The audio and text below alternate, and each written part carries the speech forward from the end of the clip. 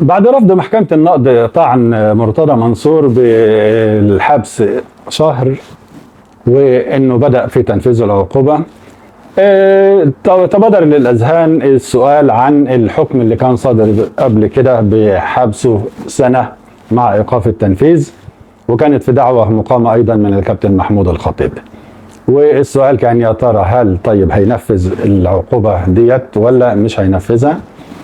النهاردة هنحاول نجاوبكم على السؤال ده بسرعة جدا وبمنتهى البساطة بدون دخول في مواد وتعقيدات.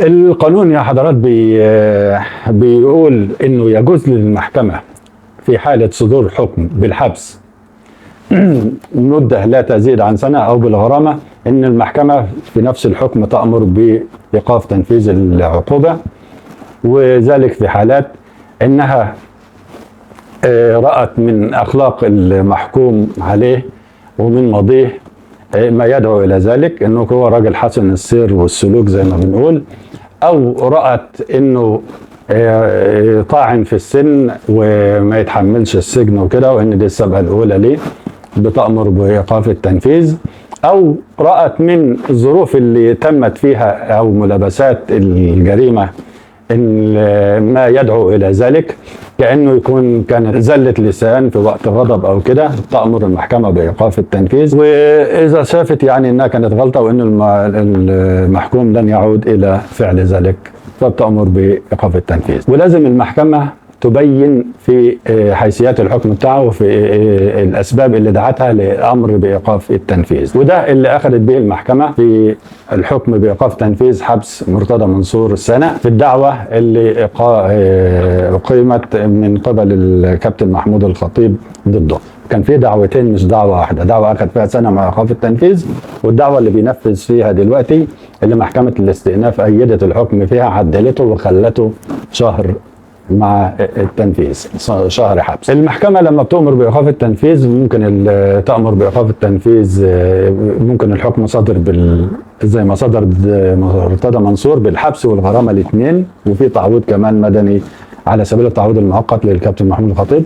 فمن حق المحكمة انها تأمر بإيقاف تنفيذ عقوبة الحبس او عقوبة الحبس وما ترتب عليها من اثار زي عقوبة الحبس وعقوبة الغرامة كمان، واي اثار جانبية تترتب على عقوبة الحبس. القانون كمان بيقول ان ايقاف التنفيذ ده بيصدر لمدة 3 سنوات، تبدأ من اليوم اللي بيصبح فيه الحكم نهائي، 3 سنين من يوم صدور الحكم ما اصبح نهائي، اللي هو امر المقصود به ويجوز الغاء اللي هو المقصود الغاء الامر بوقف التنفيذ في حالات.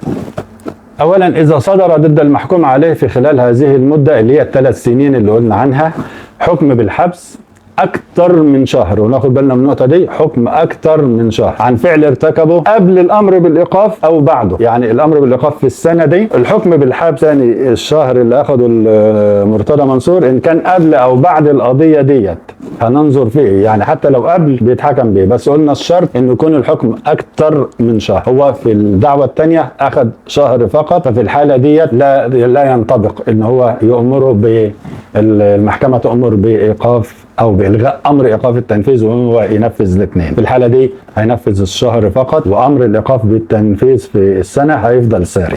2 اذا ظهر في خلال هذه المده اللي هي ال3 سنين برضو ان المحكوم عليه صدر ضده قبل الايقاف حكم ولم تكن المحكمه قد علمت به، يعني المحكمه لو امرت بايقاف التنفيذ وتبين لها بعد كده ان كان عليه حكم بس طبعا ان اكتر من الشهر والمحكمه مش عارفه به، هتلغي ايقاف التنفيذ وهينفذ العقوبتين. القانون كمان بيقول ان الحكم بالالغاء بيصدر من المحكمه اللي امرت بايقاف، نفس المحكمه اللي امرت بايقاف تنفيذ الحكم اللي هو السنه، بناء على طلب النيابه العامه بعد تكليف المحكوم عليه بالحضور، لابد من حضور المحكوم عليه. اذا كانت العقوبه التي بنى عليها الالغاء قد حكم بها بعد ايقاف التنفيذ، جاز ايضا ان يصدر الحكم بالالغاء من المحكمه التي قضت بهذه العقوبه، سواء من تلقاء نفسها او من بناء على طلب النيابه العامه.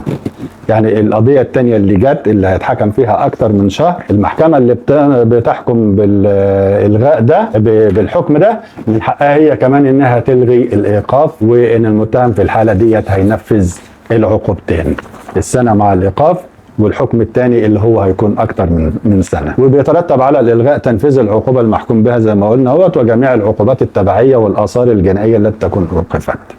اخيرا، اذا انقضت مده الايقاف ال3 سنين عدوا ولم يكن صدر في خلالها حكم بإلغاء الإيقاف، فلا يمكن تنفيذ العقوبة بأي حال من الأحوال. خلاص، يعني ختام الكلام إن مرتضى منصور هينفذ فقط الشهر الحبس ومش هينفذ السنة، لأنه يشترط إنه الحكم اللي يجوز المحكمة إلغاء الإيقاف على الحكم اللي قبل كده إن يكون أكتر من شهر، وهو أخذ شهر واحد فقط.